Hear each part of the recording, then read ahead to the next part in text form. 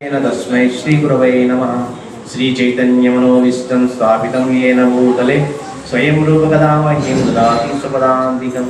वन्देऽहं श्रीगुरो श्रीयुतपदकमलं श्रीगुरोन् वैष्णवांश्च श्रीरूपं साग्रजातं सद्गुणरघुनाथान्वितां सजीवं साद्वैतं सावधूतं परिजनसहितं कृष्णचैतन्यदेवं श्रीराधाकृष्णपादान् सद्गुणललिता श्रीविशाखान्वितांश्च। नमो ओं विष्णुपदाय कृष्णपृष्ठाय भूतले श्रीमते भक्तिवेदांत स्वामिति नामिने। नमस्ते सारस्वती देवे गौरवाणी प्रचारिणे निर्विशेष शून्यवादी पाश्चात्य देशतारिणे। जय श्री कृष्ण चैतन्य प्रभु नित्यानंद श्री अद्वैत गदाधर श्रीवासादि गौर भक्तवृंद। हरे कृष्ण कृष्ण कृष्ण हरे हरे हरे राम राम राम हरे हरे। हरे कृष्ण। ఈనాటి శ్లోకంలో స్వామి ఇక్కడ చెప్తున్నది అనన్య చింతయంతో యోజనా పరిభాషితే తేషామి నిత్యాభియుక్తానం యోగక్షేమం మహావ్యతం. ఎవరైతే స్వామి యొక్క అనన్య చింతనతో, ఇక్కడ అనన్య చింతన అంటే చెప్తున్నది ఏమంటే కేవలం భగవంతుని నామస్మరణ మాత్రమే. అంటే నామం ఒకటే కాదు, ఇంకా ఉపచారాలు ఎన్నో, స్వామివారి కైంకర్యాలు అనేక రకమైనటువంటి ఉపచారాలన్నీ కూడా ప్రతి నిత్యం చేస్తుండే వారి గురించి ఇక్కడ చెప్తున్నారు. ముఖ్యంగా ఇది చర్చించుకునే ముందు మనం సామాజిక పరిస్థితికి వద్దాం. ప్రతి ఒక్కరు కూడా ఎంత సంపాదించినా వాటిని మనం జాగ్రత్త చేసుకోవాలి, దాన్ని క్షేమంగా ఉంచాలి, మంచి యోగంతో ఉండాలని ఆలోచిస్తాం కదా. ఇక్కడ భగవంతుడు చెప్తున్న యోగం ఏంటి? కృష్ణ చైతన్య యోగం. అది ఆనందనిధి. ఆ యోగం ఎంత గొప్పదనంటే ఎంత వాడుకున్నా కరిగిపోతుంది. మరి మనం సంపాదించిన ఇది వాడుకున్న కొద్దీ కరిగిపోతుంది అంటారు పెద్దలు. కూర్చొని తింటే కొండలైనా కరిగిపోతాయని. మరి అది కరిగిపోయింది, ఇది కరగని తరగని. అందుకని భగవంతుడు ఇక్కడ స్పష్టత ఇస్తున్నారు. ఇక్కడ రెండు చెప్తున్నారు, యోగ క్షేమం. యోగం ఒకటి, క్షేమం ఒకటి. యోగం అంటే భగవంతుని యొక్క ప్రతి నిత్యం చేసే భగవత్ కైంకర్యాన్ని భగవంతుడు మనకి ఇస్తాడు. నేను చేయాలని మనస వాచ కర్మణ మనం అక్కడ మనసుని స్వామి ప్రార్థిస్తే అది కూడా ఇచ్చేది భగవంతుడే. దానిని కరిగిపోకుండా నిరంతరం ఉండే విధంగా మళ్ళీ రక్షిస్తుంటాడు. అది ఒకటే కాదు, అలా చేసిన వారు ఎవరైతే ఉన్నారో వాళ్ళు తిరిగి మళ్ళీ ఈ భూమి మీదకి రాకుండా, తిరిగి మళ్ళీ జననమనే వలయ చక్రంలో చిక్కుకోకుండా ఆయన పరిరక్షిస్తానంటున్నాడు. చూడండి, మరి అంత తన పిల్లల కోసం తండ్రిగా ఆయన ఎన్ని రకాలుగా శాస్త్రం రూపంలో, ఇంకేదైనా ప్రవచన రూపంలో, ఇంకా అత్యామూర్తులు కూడా అనేక రకాలుగా ఎలా అయినా నా పిల్లల్ని తీసుకువెళ్ళాలి. ఆయన మనకు ఉన్నటువంటి సొంత ఇంటికి మనమంతా ఏం చేస్తామంటే ఆయన నుంచి మీతో మాకొద్దు, మేము పాడుకుంటామని మీరు వచ్చేస్తాం.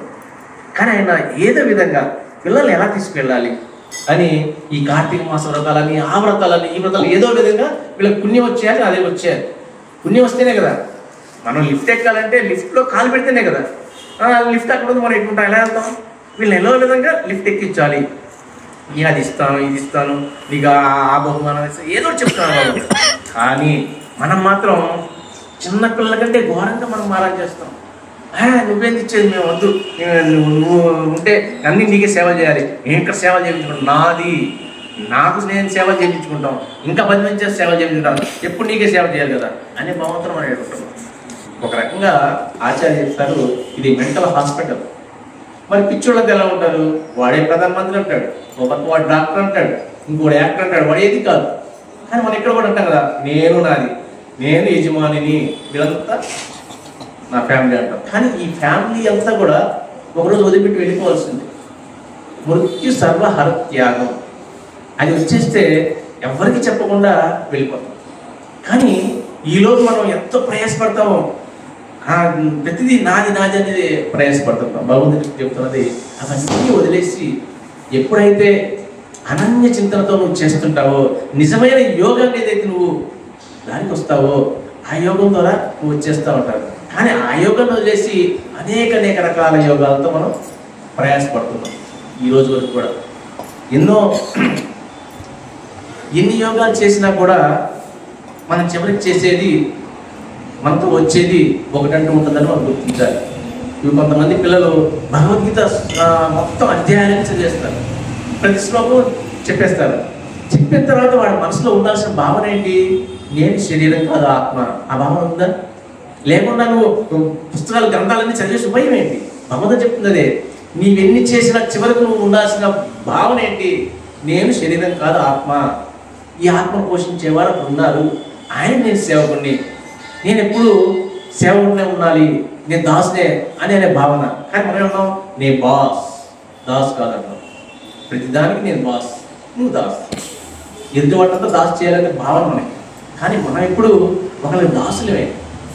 ఆయన దాసులుగా ఎప్పుడైతే ఉంటామో మనం ఇక్కడ భగవంతుడు ఇచ్చినట్టుగా ప్రతి నిత్య ఆనందం, ఆ ఆనందాన్ని భగవంతుడు పరిరక్షిస్తారు అంటున్నాడు.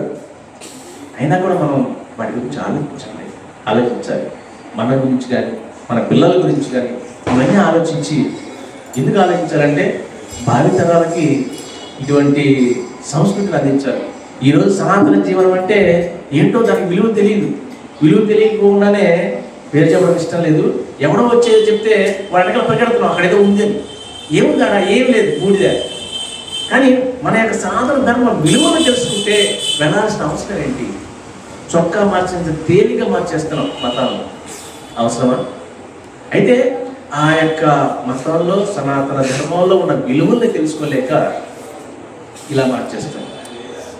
అయితే మనం ఇవన్నీ మనం సీరియస్గా తీసుకుంటే, భగవంతుని నిత్య కైంకర్యంలో భాగస్వాములు అవుతూ ఉంటే మనం భావితరాల వాళ్ళకి చెప్పడానికి మనకి ఏదైనా ఉంటుంది.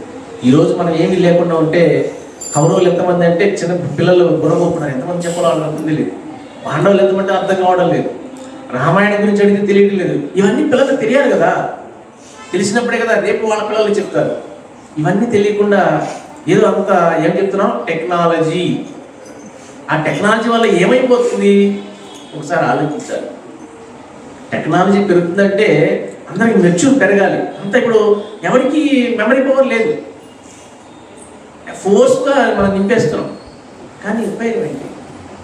ఎప్పుడైతే మన యొక్క ఇంద్రియ దాసుడైనటువంటి ఇంద్రియాలన్నిటికీ అధిపతి భగవంతుడు ఉన్నాడు, ఆయనకి ఎప్పుడైతే మనం దాసులు కొంటామో మన ఇంద్రియాలన్నీ కంట్రోల్గా ఉంటాయి. ఆటోమేటిక్గా జ్ఞాపక శక్తిని భగవంతుడు ఇస్తాడు. ఆయన్ని వదిలేసి మిగిలినదో చేయాలని ప్రయత్నం చేస్తాం. ఆ ప్రయత్నమే మనలో ఉండేటువంటి లోపం. అది మనం ఎప్పుడైతే మన యొక్క లోపాన్ని గుర్తించి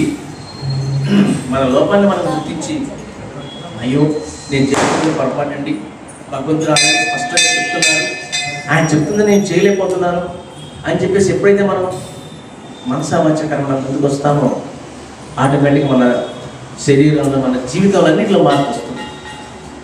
ఇప్పుడు మనం భగవద్గీత రోజు శ్లోకం మొత్తం చదవాల్సిన పని లేదు. రోజుకొక శ్లోకాన్ని చదివి దాని యొక్క భాష్యానికి మనం అర్థం చేసుకుంటే, ఓ భగవద్గీత ఇన్ని చెప్తుందా? అలా మనిషి జీవితానికి మాన్యువల్ భగవద్గీత. అలా సమాజంలో నేను ఎలా జీవించాలి, ఎలా జీవిస్తున్నాను, భగవంతుడి నుంచి నేను ఎలా దూరం అయ్యాను, ఎలా దగ్గర అవ్వాలి, అసలు భగవంతుడు ఎవరు, నేనెవరు, తర్వాత నేను అర్థం చేసుకోవాల్సింది ఏంటి అన్నీ ఇస్తుంది. కానీ దాన్ని చదవడం లేదు. ఇంకే వీలుంటే ఎన్నో చేస్తున్నాం. ఎవరైనా అంటే నేను తప్పుగా అనుకోవద్దు, ప్రచారంలో భాగంగా ఏమంటే భగవద్గీత ఒకటి తీసుకోండి అని ఎవరికి నేలంటే ఐఎమ్ సారీ చాలా బిజీగా ఉన్నామంటారు. కానీ ఏం చేస్తుంటారు? టీవీ చూస్తుంటారు. టీవీలో బిజీగా ఉండి గ్రంథాన్ని వదిలేస్తాం. ఇవి చాలా ప్రచారంలో భాగంగా మీరు చూసింది. ఇదంతా అలా ఉండకపోవచ్చు, జనరల్గా చెప్తున్నారు. ఇలా ప్రతి ఒక్క విషయంలో కూడా మనం బిజీ అని భగవంతుడికి దూరం అయిపోతున్నాం. కానీ 7 లోకాలని ఏలేటువంటి భగవంతుడు ఆయన ఫ్లూట్ గుర్తు చిరునవ్వుతో హ్యాపీగా ఉంటాడు. కారణం ఏంటి? ఆయన మీకు ఎన్ని ప్రయాసపడ్డా ఏం చేసినా మీకు పరిష్కారం నా దగ్గర ఉంది, నువ్వు టెన్షన్ పడద్దు అంటున్నావు. ఆ ఒక చిన్నప్పుడు మనం చూడకుండా ఎన్నో మందిరానికి వెళ్తే పెద్ద లిస్ట్ పెట్టేస్తున్నాం. పేపర్ జీవులో ఉండదు, మనసులో ఉంటుంది. నాకు అది కావాలి, ఇది కావాలి, అది దేహి అన్నీ ప్రతిదీ కోరేస్తున్నాం. కానీ భగవంతుడు ఏం చేస్తున్నాడంటే మనకి ఏది అవసరమో అది ఇస్తున్నాడు. ఉదాహరణకి మనం ఒక చిల్లర కొట్టుకు వెళ్ళారు పిల్లోడు, సుమారుగా 15-20 సంవత్సరాలు అవుతున్నాం. వెళ్ళి సిగరెట్ అనగా కొట్టోడు ఏం చేస్తాడు? డబ్బులు తీసుకుని ఇచ్చేస్తాడు. అదే తండ్రిని అడిగితే లాగినట్టు పడిస్తాడు. దేనికి? అది పొరపాటు కాబట్టి. అలాగే భగవంతుడు కూడా మనం ఎన్ని కోరినేవాడు, ఏది అవసరం అది ఇస్తాడు. దాని ద్వారా నా యొక్క పిల్లవాడు నాశనం అయిపోయాడు, ధనం ధనం ధనం అన్న ధనం వస్తే వ్యసనాలు వచ్చేస్తాయి. నాకు ధనం వస్తే నేను హ్యాపీగా సెటిల్ అయిపోతానండి, అయిపోయి నేను భగవంతుడి సేవ నిత్యం చేస్తానంటాను. ఆ ధనం వచ్చిన దగ్గరికి దేవుడిని పట్టించుకునేకున్నాను. ఇంకా ఏసీ పెట్టుకుందామా, ఇచ్చేద్దామా అవన్నీ పక్కన పెట్టేస్తాం. అందువల్లే ఎప్పుడైతే అనన్య చింతనతో ఉండి నిత్య సేవలో ఉంటాడో అతనికి కావాల్సింది ఏదైనా మనసులో తెలిస్తే చాలు. మనం పోయి లిస్ట్ చెప్పాల్సిన పని లేదు. మన మనసులో స్వామి నీకు నేను ఇలా చేయాలనుకున్నాను, నాకు ఓపిక లేదు అన్నట్టు టకాలు ఇచ్చేస్తాడు. అంత గొప్పగా భగవంతుడు ఉదాహరణ స్వభావంతో ఉన్నాడు. ఆయన మనం తప్పు చేస్తే ఎంత కఠినంగా ఉంటాడో, మనం ప్రేమతో ఉంటే అంత ప్రేమ చూపిస్తాడు. అంత ప్రేమ చూపించేటువంటి భగవంతుని వదిలేసి కఠినాత్మక వెంట మనం తిరుగుతున్నాం. మనం ఇప్పుడు ఈరోజు సమాజంలో తిరుగుతున్న వాళ్ళంతా పైకి ఒక రకం లోపలికి ఒక రకం ఉంటారు. ఎంతవరకు వీటి దగ్గర లాగేద్దామా అని చూస్తుంటారు. కానీ భగవంతుడు ఎప్పుడు అలా చేయడు. ఏది కావాలని ఇచ్చేస్తుంటాడు. నా పిల్లలే కదా తినేది, కానీ దాన్ని మనం గుర్తించకపోతే మనం భగవంతుడి మీద శ్రద్ధ పెట్టాలి కదా. ఇలాగే ఒక వ్యక్తి పెద్ద డాక్టర్, ఆయన వేరే మలేషియా సంథింగ్ ఎక్కడో ఉన్నాడు. ఆయన చేతి అస్తవాచి ఏంటంటే ఎవరికి రోగంతో ఉన్నాడో అతను ట్రీట్మెంట్ ఇచ్చాడు, వెంటనే తగ్గిపోతుంది. ఈ మెదడు సంబంధించిన వ్యక్తి అతను డాక్టర్ అన్నమాట. అయితే అక్కడికి వెళ్ళడానికి ఒక ఆవిడ పిల్లవాడికి పాపం బాగలేదు. ఎంతో మంది డాక్టర్లు చూపించిన తర్వాత ఒక డాక్టర్ ఉన్నాడంట, పలానా చోట ఉన్నారు వేరే దేశంలో, అక్కడ తీసుకెళ్తే మీ పిల్లవాడు తగ్గిపోతుంది, ఖచ్చితంగా ఈ పిల్లవాడికి సరైన ట్రీట్మెంట్ ఆ డాక్టర్ ఇస్తాడు, కాబట్టి మీరు అక్కడ తీసుకెళ్ళన్నారు. ఈవిడ రెక్కాడి దగ్గర డొక్కాడదు, ఎలా తీసుకెళ్తుంది, అయ్యో నేను ఎలా అని చెప్పేసి అనుకొని ఆ పిల్లలు అక్కడ పెడుతున్నాడు. ఈయన అక్కడి నుంచి ఇండియాకి ఒక గౌరవ పురస్కారంగా బయలుదేరి వస్తున్నాడు. ఇది రియల్గా జరిగింది. వస్తుంటే అనుకోకుండా ఆయన పర్సనల్ ఫ్లైట్లో వస్తున్నాడు. అది ఒకనొక ప్రదేశంలో వచ్చినాక ఆగిపోయింది. అక్కడ దింపేశారు. ఆయన అర్జెంటుగా వెళ్ళాలి అక్కడికి. ఇక ఆయన ఏం చేస్తున్నాడు, పక్కనే ఉన్న విలేజ్లో అడుగుదామని అడిగితే ఒక డొక్కు అంబాసిడర్ దొరికింది. సరే అతను రిక్వెస్ట్ చేసుకుని, అయ్యా నేను వెళ్ళాలి అర్జెంటుగా, నా గౌరవ పురస్కారం, 8 సంవత్సరాల కల అది, నేను అక్కడికి వెళ్ళాలి, కొంచెం నన్ను తీసుకెళ్ళాలంటే సరే తీసుకెళ్తానని ఆయన పొలి మీద దాటుతుండగానే నల్ల ముగ్గులుగా వేసి వర్షం స్టార్ట్ అయిపోయింది. ఆయన అన్నాడంటే, అయ్యా నాదంటే డొక్కు అంబాసిడర్, ఈ వర్షంలో పనిచేయదు, మధ్యలో వెళ్ళి ఆగిపోతే అడిగి మార్గకుండా వెళ్ళాలి, మధ్యలో కనుక ఆగిపోతే మృగాలకు మనం ఆహారం అయిపోతాం, నేను మాత్రం రానండి అన్నాను. మీరు ఈ నైట్ ఇక్కడే ఉండి ఉదయాన్నే వెళ్ళాల్సిందే, తప్పదన్నాడు. సరే ఆయన అక్కడి నుంచి చూస్తుండగా దూరంగా ఒక లైట్ వెళ్తుంది. అక్కడికి వెళ్ళి, అమ్మా మేము వేరే దేశం నుంచి వచ్చాం, ఇలా అనుకోకుండా జరిగింది, మరి మాకు కొంచెం ఆశ్రయిస్తారా, ఉదయాన్నే వెళ్ళిపోతానమ్మా అంటే ఆమె చక్కగా ఒక రూమ్ ఇచ్చేసి తినడానికి ఆహారం ఇచ్చేసి ఆయన చక్కగా పడుకున్నాడు. ఉదయాన్నే లేచి వెళ్ళిపోతుంటే, మీరు రాత్రి అంతా ఏదో టెన్షన్గా ఉన్నారు, ఒక చిన్న కాఫీ తాగి వెళ్ళండి అని ఇచ్చింది. ఆయన కాఫీ తీసుకొని అన్నాడంట, మరి నాకు చిన్న సందేహం, రాత్రి నేను వచ్చినప్పుడు ఏదో గొలుగుతూ ఉన్నాను, ఇప్పుడు కూడా ఏదో గొలుగుతూ ఉన్నాను, ఏంటది నువ్వేదో గొలుపుకుంటున్నావే అని అన్నాడంట.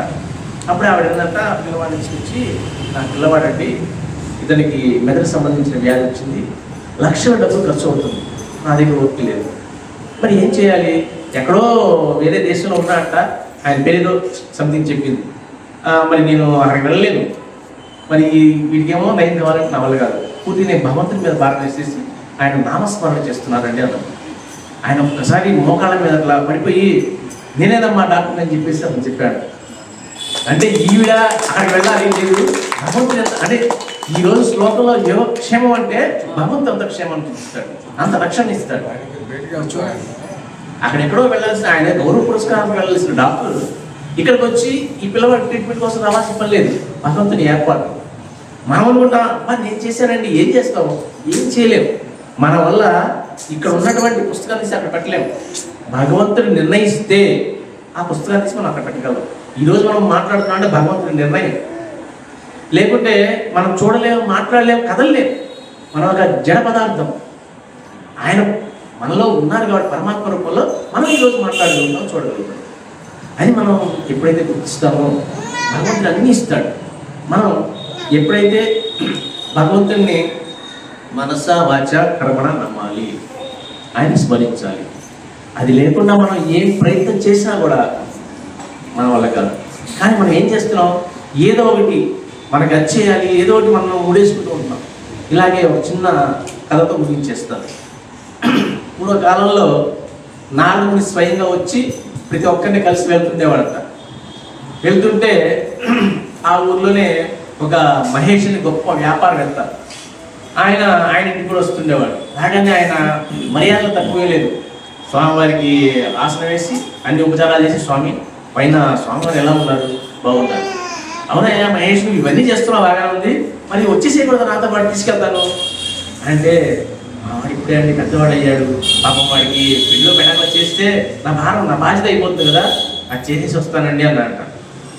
సర్లేవయ్యా మనుషులతో ఇలాగే ఉంటారు కదా, సరే నీ ఇష్టం అని చెప్పేసి వదిలిపెట్టేసి వెళ్ళిపోయారు. మళ్ళీ కొద్ది సంవత్సరాల తర్వాత వచ్చినప్పటికీ కొడుకు పెళ్ళి అయిపోయింది. అప్పుడు రాగానే ఏమయ్యా మహేష్ ఏంటి కొడుకు పెళ్ళి బాగా రంగరంగ వైభవంగా చేసినట్టున్నామంటే, బాగా చేశానండి, ఇటేడుళ్ళు అటేడుళ్ళు అంతా చెప్పిన విధంగా చేశానండి, నేను బ్రహ్మాండంగా చేశానంట.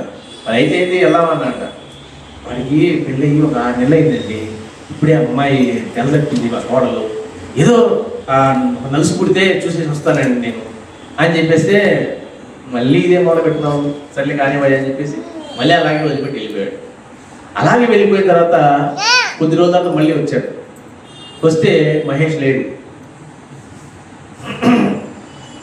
వాళ్ళ అబ్బాయిని అడిగాడు, ఏమయ్యా మహేష్ నేను ఉండాలి, ఏమంటే ఆయన పోయాడు కదండి అన్నాడు. దుంపదాన్ని పోయాడు, మరి ఎక్కడున్నాడు ఏంటి అనుకుని వెళ్తుంటే గేడి హోమ్ అనేది అంట. చూడగానే ఆయన దిగి తీసుకుంది కదా, మహేష్ శరీరం వచ్చింది. అదే మహేష్ ఇలా వచ్చేసింది అంటే, ఏం చేస్తాను స్వామి, నా పిల్లల మీద ఉన్న మమకారంతో నాకు ఈ శరీరం వచ్చేసిందంటే, ఈ శరీరం మరీ దారుణమయ్యా, ఆయుష్ కూడా తప్ప పోతారా అన్నట. ఏమి రమ్మంటారు స్వామి, ఆ తలుపులను చూడండి ఎలా తీసి పెట్టారు, ఇంట్లో బంగారం డబ్బులంతా ఉంటే ఇవి ఎదలో ఏ పనులు అప్పలు చేసి నాకు పట్టించుకోవట్లేదు, నేను కాపలా కాస్తున్నానండి అన్నాడు. ఉద్యోగంలో కూడా కాపలా కాస్తున్నావు, ఇంకా ఎప్పుడయ్యా అనుకుని సరే నీ సామాను కావాలని వెళ్ళిపోయాను. వెళ్ళిపోయి మళ్ళీ ఇంకో కొద్ది రోజులు వచ్చేసరికి కుక్కకి ఆయుష్ తక్కువ, సుమారు ఒక 10-12 సంవత్సరాలు ఎక్కువ వస్తుంది. ఇంకా రోగలసిన మధ్యలో ఈయన మళ్ళీ వచ్చేసరికి కుక్క అక్కడ లేదు, పోయాడు. ఆయన చెప్పగానే కుక్క పోయింది కదండి అన్నాడ. మళ్ళీ చేసిన వెళ్ళాడు ఈ మహేష్, చెప్పిన మాట లేదని ఈయన నారాయణ వెళ్తుంటే గట్టు పక్కన నుంచి పాము పుస్తలు వేసిందంట. అప్పుడు ఆయన మహేష్ వేడి వచ్చేసేదంటే ఈ శరీరం వచ్చేసి చాలంట. ఇది మరీ దారుణమయ్యా, కనపడేవాడంతా చంపాలని చూస్తాడు. ఇప్పుడైనా పదాలంటే ఏమి రమ్మంటారు స్వామి, ఆ పొలంలో రాసుకొని అట్ట పోసారు కుక్కలుగా, ఈ ఎదలంతా ఇంట్లో ఉన్నారని అంటున్నాడు. అంటే పొలంలో కూడా ఒడ్లు రాసులు కాపలా కాస్తున్నాడు. ఈ పని ఎట్టుందా ఇది కాదని చెప్పేసి పాము రచేసాడు నాకు. అనగానే మనవడు ఒక కర్ర, మనవడాలు ఒక కర్ర, కొడుకు ఒక కర్ర, కోడలు ఒక కర్ర తీసుకుని వస్తున్నారు. వస్తుంటే ఈ పాము ఏం చేస్తుంది, నా మనవడు వస్తున్నాడు, నా మనవాళ్ళు వస్తే పుస్తలు లేపుతున్నారు. కొడతలకు వస్తున్నారని కాదు, వాళ్ళు రావడం తరా ఒక దెబ్బేసి చెప్పేశాడు. అప్పుడు అన్నాడు, స్వామి నాకు పొరపాటు అయిపోయింది స్వామి, నేను వచ్చేస్తాను, ఎప్పుడు రావాల్సింది, ఇప్పుడు ఏంటంటే సరే ఇప్పుడు నేను రాకపోతే ఇంకా మరి ఘోరంగా ఉంటుంది, రాబాదని తీసుకొచ్చాడు. మనం ఇలాగే ముడేసుకుంటున్నాం, నేను వచ్చేస్తాం ఇచ్చేస్తాం, ఏం చేసినా కానీ దానిలో మనం ముడిపడిపోతాం. కూర్చొని ఈ చేయి కట్టేసి ఈ కాలు కట్టేసుకొని అన్నీ కట్టేసుకొని బందీలో పడిపోతాం. అది మనం గుర్తించాలి. ఇవన్నీ మనం ఏదో మిమ్మల్ని ఎంటర్టైన్మెంట్ చేయాలని కాదు, భగవంతుడి గురించి మన యొక్క భావన భగవంతుడి మీద ఉండాలి అనే ఆలోచనతో చెప్తున్నాను. ఇవన్నీ ఎన్ని విధాలు మనం ఆలోచించిన చివరికి మనం చేయాల్సింది భగవంతుడి యొక్క నామస్మరణ మాత్రమే, అన్యదా కాదు అనేది మనం గుర్తించాలి. అది కనుక లేకుండా మనం ఎన్ని ప్రయత్నాలు చేసినా కానీ మన జీవితం వ్యర్థం. మళ్ళీ జనన మరణ వలయ చక్రంలో పడి పుట్టుతాం చస్తుంటాం. మళ్ళీ ఈ మనిషి జన్మ రావాలంటే 84 లక్షల జీవరాశులు పడాలి, లేవాలి. అప్పుడు మనిషి జన్మ వస్తుందో ఇంకే జన్మ వస్తుందో మనం చెప్పలేదు. హరే కృష్ణ.